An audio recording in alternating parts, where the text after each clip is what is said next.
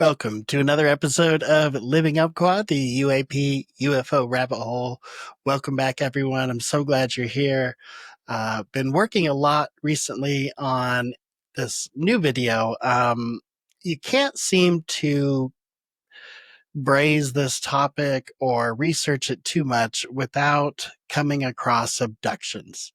Alien abduction is something that has kind of been in the alien UFO zeitgeist for decades and decades and decades, starting all the way back in the 50s and gaining traction through the 60s, 70s, and 80s, even into the 90s. And there's even present day abductions that people claim that they experience.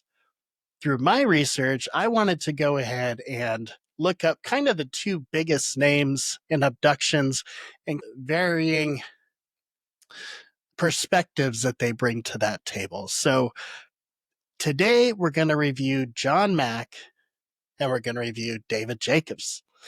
Both of these men believe that the abduction phenomena is real to a degree.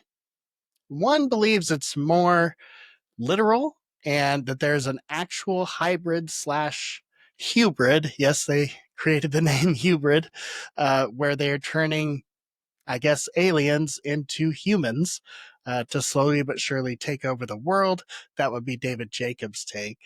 Dr. John Mack's take is kind of more of an existential take, sort of a more metaphysical. Yes, I believe this is real. I believe there's something to it, but I think we need to take a step back and consider that this may be something going on in the unconscious mind or with some type of non-human intelligence that we just don't understand. I hope you enjoy this video. These are some of the highlights from some of these two guys' arguments. Tell me what you think afterwards in the comments section. I look forward to it. Aliens, little green men, mysterious lights in the sky. You've heard the stories, you've seen the memes, but have you ever wondered why two of the biggest names in alien abduction research, Dr. John Mack and Dr. David Jacobs, couldn't seem to agree on what's really happening up there? On one side, we have Dr. John Mack, the Harvard psychiatrist, who basically said, hey, maybe these abductees aren't crazy, as maybe something real is happening here. And on the other side, Dr. David Jacobs, one sees cosmic enlightenment, the other sees an alien takeover. So who's right? And more importantly, should we be meditating under the stars or barricading our doors?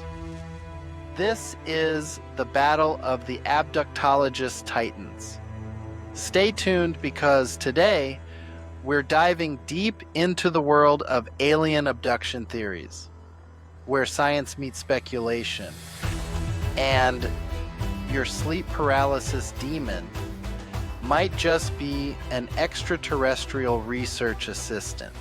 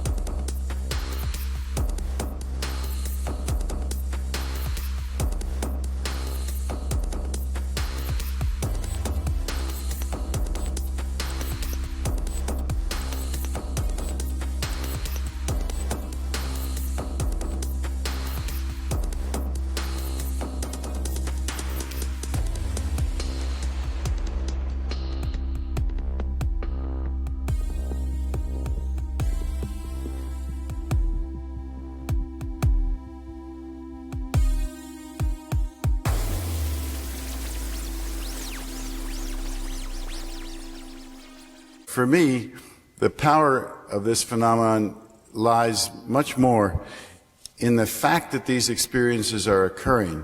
Because I think, as we've heard, our own perception, our own worldview, our own frame of mind, our own ideology very much shapes what we can see, what we can take in, and how we interpret it. Many of you know I thought this was absurd. This must be some kind of craziness.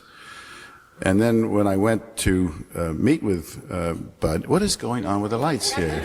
What? This may be an abduction in progress. Yeah, there's something weird going on here with the lights. I don't know. It always happens when you talk. There we go. How long is it going to be like that? You know, oh boy, maybe.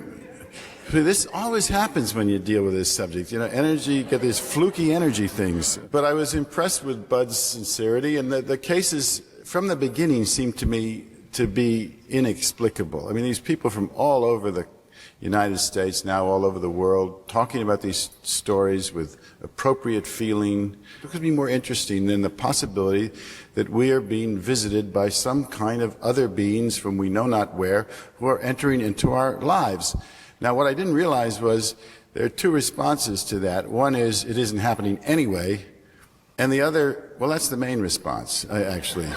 I've been very naive about how all this would be received, although I think it's more and more becoming more considered in the culture at large.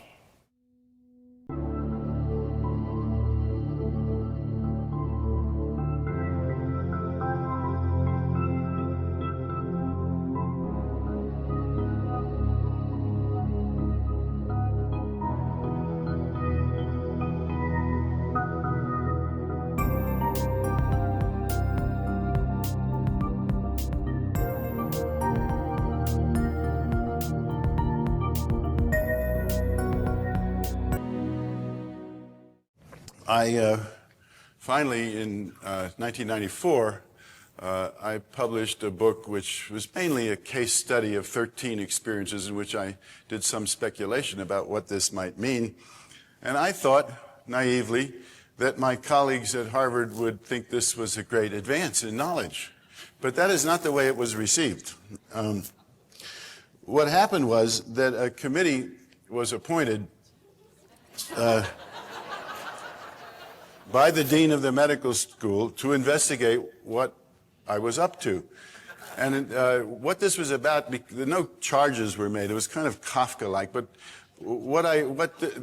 this was really about was revealed when the president's lawyer, this is how serious this got, said to my lawyer, well, what do you think if it's like for the dean of the medical school to see one of his professors on Oprah Winfrey saying that little green men are taking people into spaceships? Well, I was on Oprah, but I, of course, never spoke about little green men, but I was considering the possibility that people were really being taken into spaceships. And I don't know if they're physically, literally being taken into spaceships, but something very significant had happened to these individuals. When Bud and I talk about this, we agree on the fundamental fact that something extraordinary is happening, that we are being visited, that this is going on, that it's real in some profound way. We disagree on some of the details and some of the interpretations, but there's no question in my mind that this phenomenon is real. Now, we can deconstruct the word real. We can say, what do we mean by real? Do we mean experientially real or physically real? And go on and with the philosophy of it, but it's real, okay? You can decide, we can all decide in how it's real. But if the abduction phenomenon and the UFO phenomenon, which of course are one and the same, are real, then you cannot make an argument for two, just us and the aliens. Once you make the argument for two, you're talking about 2 trillion. There might be other beings who visited here, but they're non-abducting aliens. The group that we're dealing with abduct people. They're here for a reason.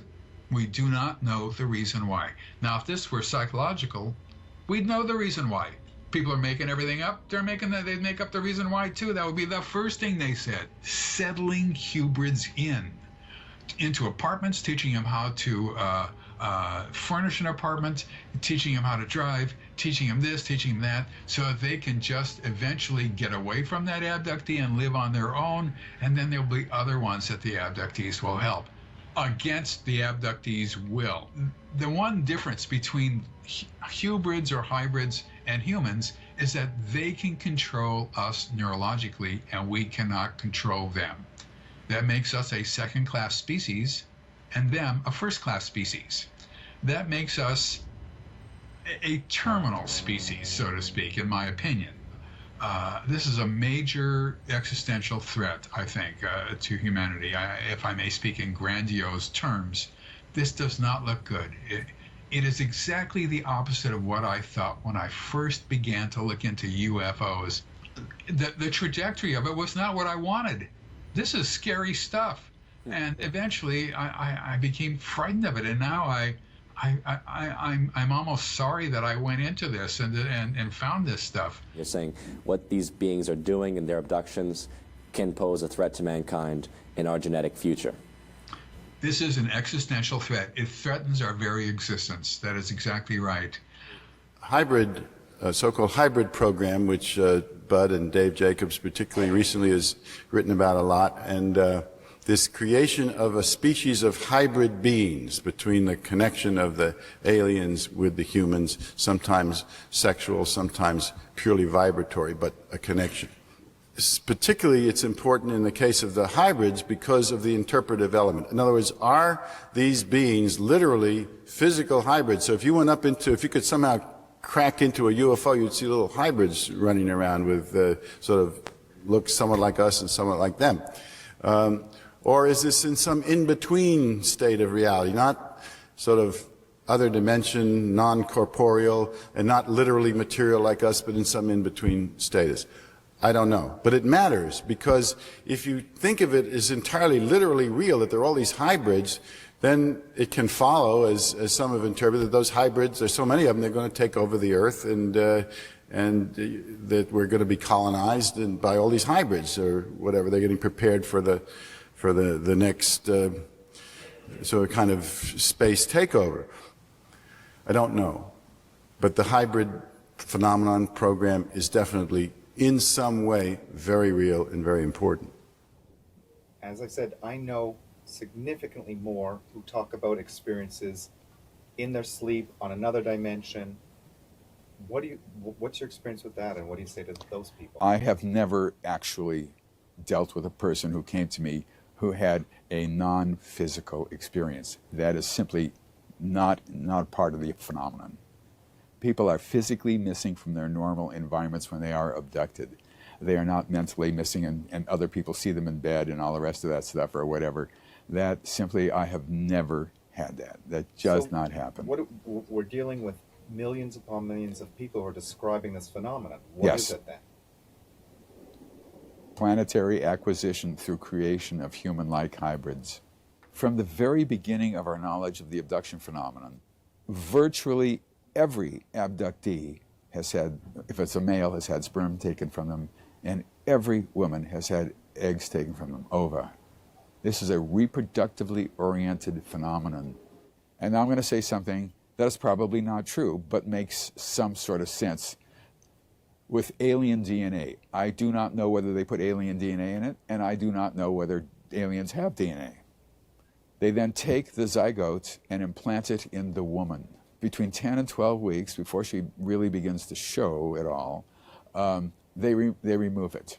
From that, when they take the baby out, the baby looks either very human, but somewhat hybridy, but somewhat alien-y, or half and half, or more human than alien, or much more human than alien, or even human and not alien. Why are they doing that? The latest information is that these beings are, in fact, that the ones who look truly human and who are human and who look absolutely average are moving into towns, into apartments, between the ages of 17 and around 23 or so, in 2s and 3s and sometimes in 4s.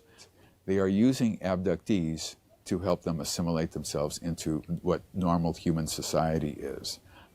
They can control us neurologically, make us think anything that they want us to think, make us say anything they want us to say, make us do anything they want us to do, and we cannot do that to them. That makes us a second-class species, not a citizen, but a species, and them a first-class species. This is a workforce we're looking at, from a top to bottom corporate workforce. Gray aliens are probably hybrids, in my opinion. The ones who are the leaders are what we call the insect-like ones. Whether they have anything to do with insects, I don't know, but they have triangular heads and they're very thin. People say they look like praying mantises. And so even though there are millions of people who think that this is benevolent and wonderful, which is okay, there are millions of people who are not so sure about that. John Mack's nuanced exploration into the phenomenon of abduction narratives suggests he might have been onto something profound. Not necessarily about aliens, but about the profound human search for meaning and understanding in the face of the inexplicable.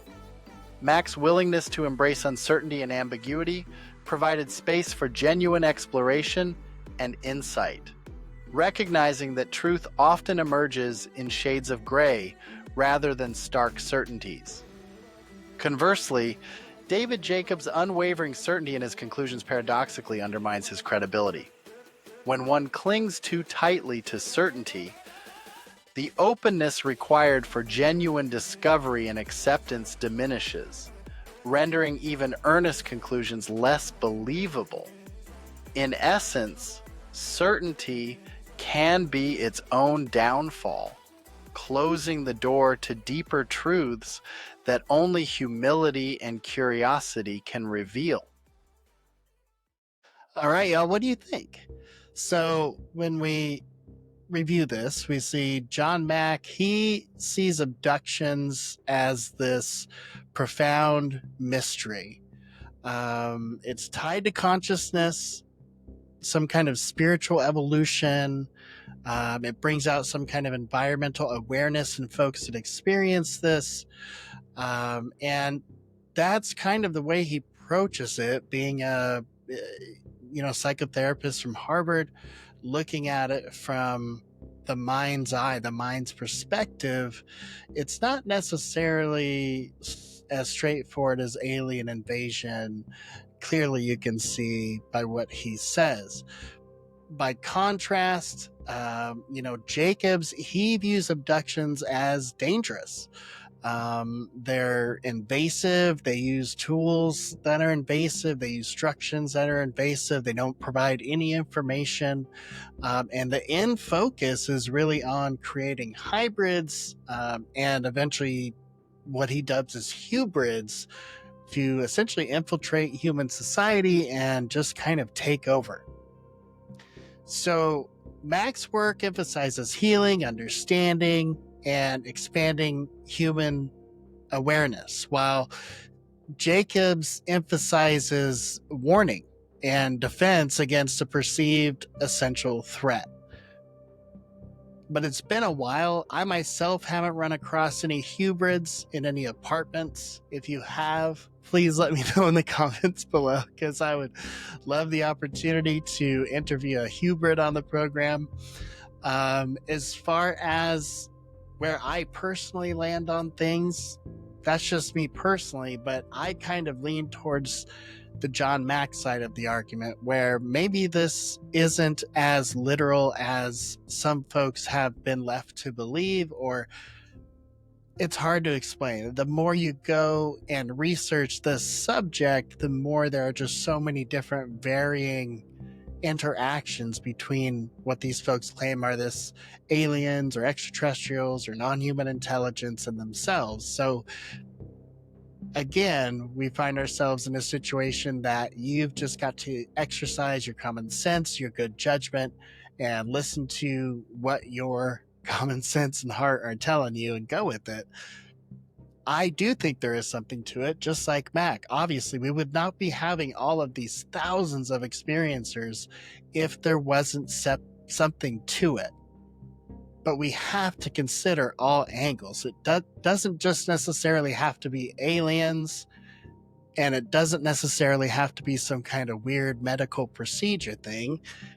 This could be maybe what it feels like when something is going through your brain. Maybe it feels to us in the best way we know to put it into words, like it's an intrusive thing and we're being violated. And so the best way we know how to put it into our world is it's like some type of medical procedure. I don't know, but I think there's something to the Mack argument that it's very profound and it needs more study.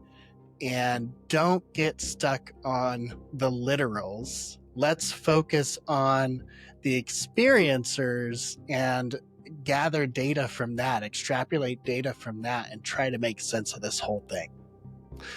This is my first episode on abductions. I am going to cover this subject some more in the future. I do plan on having a guest on soon to talk about this subject. I look forward to that.